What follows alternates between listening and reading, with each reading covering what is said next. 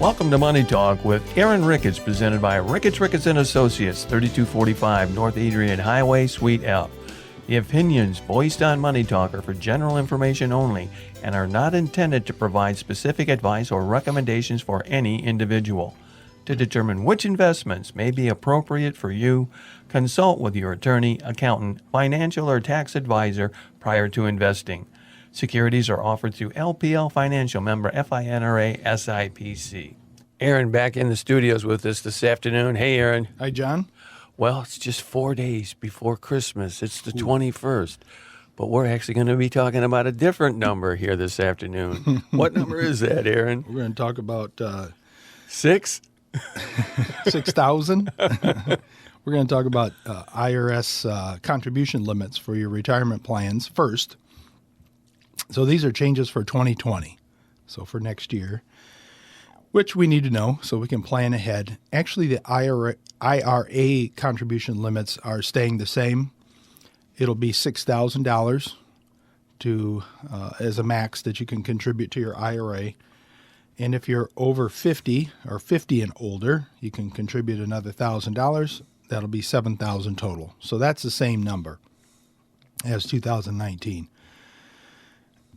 The contribution limits for 401ks, 403bs, and federal thrift savings plans, and most 457 plans will get a $500 boost in 2020.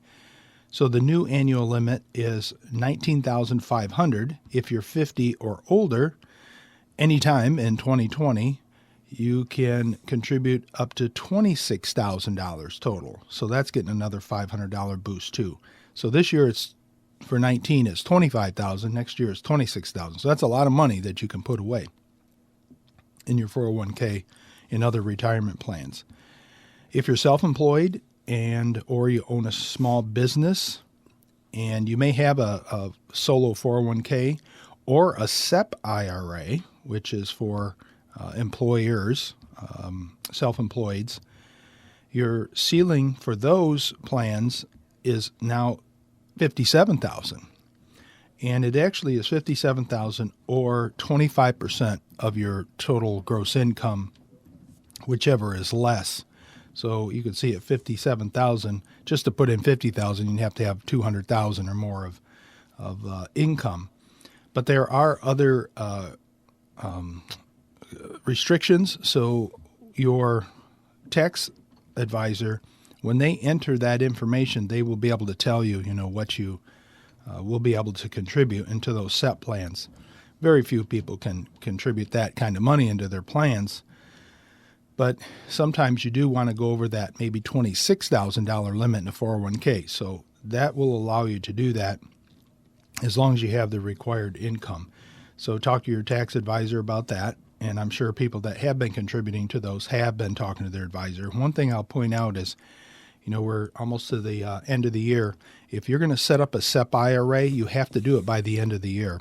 IRAs and simple IRAs you can set up before tax day of the following year, or following tax day of the following year that you have to, file your tax return. But the SEP IRA, you have to have it in place by the end of the year. You don't have to contribute at that time, but you have to have it in place. And also, there is an extension for anybody who files an extension, but business owners can file or make those contributions up to October of the following year if they file an extension. So keep that in mind too, because it does happen, and we've had a few clients that have been able to be a part of that.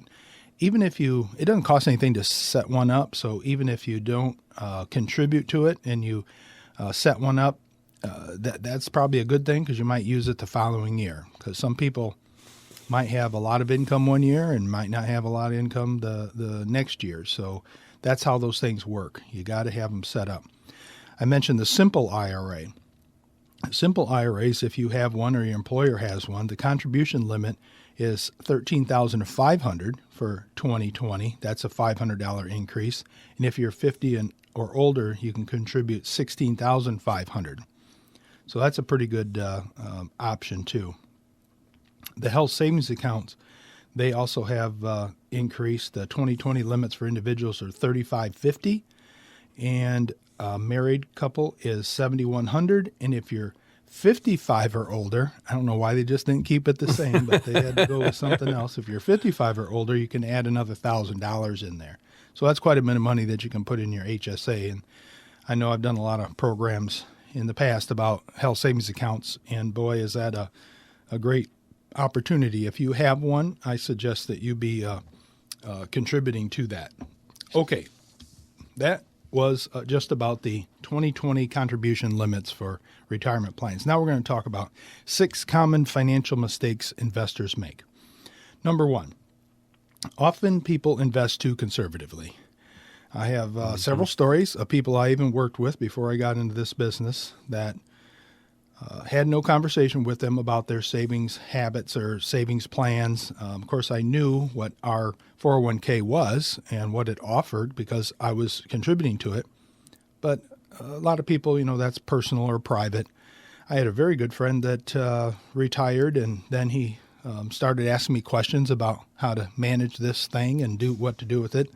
And unfortunately, over 30 years of him being employed for this company, he had all his money in bonds the entire time. Wow. So what happened with that is he had a pretty good sum of money saved up, but it could have been 2 to 3 times that amount because he invested too conservatively. And it wasn't that he chose to invest conservatively. He just didn't know the difference. He didn't know any better. And probably somebody casually had mentioned to him, you can get, a decent return, whatever they said to promote bonds, a decent return and, protect on the downside. So in effect, you might not lose any money over a long period of time. And that's what he did. So, he has what he has.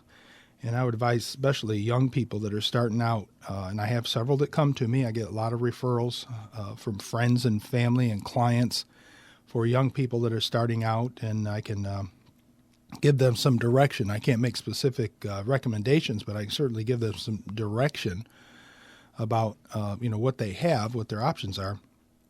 Get them in good quality growth funds, especially when they're under the age of 30. I hope people hear that and can pass that along to their kids, their grandkids, to make sure that they're not investing too conservatively. So that's one mistake investors often make. Second one is not using debt advantageously. And I'll give you some examples. Student loans. We have a lot of bad publicity out there about student loans, and pretty much if you even mention student loan debt, it's bad, right? You just hear it, you see it all the time on the news. Well, some student loan debt is good, right? Because you're supposed to be advancing yourself and advancing your degree to advance your paycheck, at least, maybe in the long term. And that's what the focus, or should be the focus. It's not just exactly doing what you want to do, but, doing it for a living, to get a degree and then go into that field that, your degree is in, whether it's teaching or a lawyer or a doctor or engineering. There's thousands, journalism, there's thousands of degrees out there. Like me, I went a certain route, and of course my degree isn't in business or finance, but my focus was on law at the time, and that was my direction. I'm sure it's helped me, but there's a lot of reasons why student loan debt is bad, but most of the time it's good because it advances our knowledge and our ability to make more income. So that's one thing.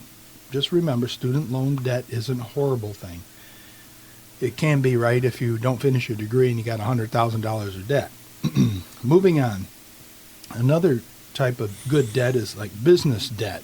So if a business owner wants to expand, his organization, his or her organization, they might take a small business loan, to go out and buy product, to buy manufacturing, types of things that will get their job done or expand their job or make it more efficient. Life insurance is one. You can go out and buy some life insurance and maybe finance the effort to pay the premiums on it. It gets a little bit more complex, but this is why you want to have a good tax accountant, a good financial advisor to discuss those things. It can improve your cash flow over time. The key to understanding when you use debt strategically and responsibly is all about working as a team, learning about it and how it works, and finding, asking those questions. What is my ultimate goal or objective for that debt?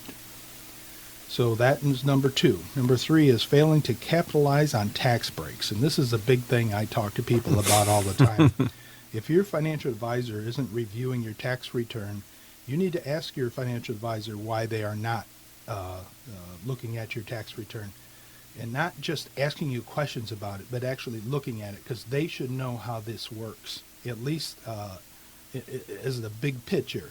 They're not an accountant maybe, but they should know how taxes are paid and why they're paid and who they're paid to make sure that they're guiding you appropriately, because taxes, everybody should know this, taxes are what, if you work and you pay taxes, it's the biggest bill you're ever going to have in your entire life. Not your mortgage, not your car payments, not your entertainment and your fun. It's going to be those taxes that you paid over time. So keep that in mind. Are you contributing to your IRA? Has your advisor or somebody said, you understand that that is a tax deduction on your tax return? So you're deferring, all that money that you put into an account, into an IRA, and not paying taxes on it. Depending on your income levels, that's a simple way to reduce your taxable income. You may also consider selling assets that have declined in value, and you can deduct the investment losses, potentially offsetting capital gains that you realize in other areas. They call this tax loss harvesting. I do it with my clients. We have a lot of advisors steer away from that because it sometimes can be negative, right? If we promote or recommend a particular investment, and then we're discussing tax loss or loss, it's not a good conversation to have. Right, They're asking, well, why do I have a loss in this? So you want to keep that in mind, that you need to be talking about tax loss harvesting, especially this time of year. So with the Tax Cuts and Job Acts that we just had, the last year was the first full year, 2018. This is the second full year of that. There's a lot of changes that are going around, so just keep that in mind. Talk to your financial advisor. Talk to your accountant. Your accountant knows this stuff, I'll tell you. Number 4, overpaying for financial products, especially insurance products. Be careful. If you have a financial advisor, you go talk to one, and their focus is all on insurance products, you might want to, talk to somebody else and see what the other options are. They're very expensive. They're good for some people, and they're not good for a lot of people. Number 5, forgetting to rebalance an investment portfolio. The last 10 years, growth has outperformed value significantly.